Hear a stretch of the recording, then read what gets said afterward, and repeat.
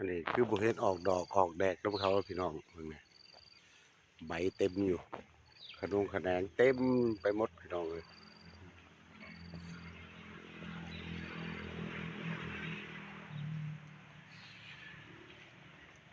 ดูใบมียอดอ่อนออกมาอีกอยู่พี่น้องย้อนแต่บุเป็นดอกน้ำเขาเนาะบ่ออกดอกบ่ปิ่มจักหน่อยเลยพี่น้องเลยมีแต่พุ่นแล้วมีลูกแล้วพุ่นบ่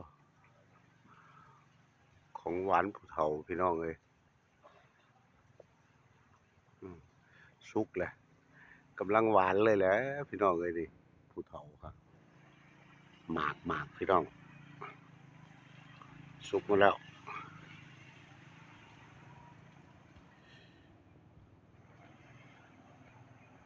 ใบงามปัญญังพี่น้องเลย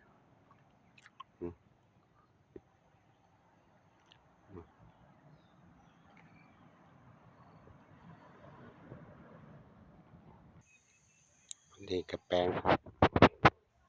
พืชผักสวนครัวย่อมๆพี่น้องผักกวางตุ้งถั่วฝักยาวปลูกแซมเข้าไปพี่น้องเลยปลูกอันนี้ปลูกไว้กินปลูกไว้กินน่าเห็นบ่มีทุเรียนน้อยต้นหนึ่งได้สิเสียบยอดเพิ่นอยู่แก้วกัน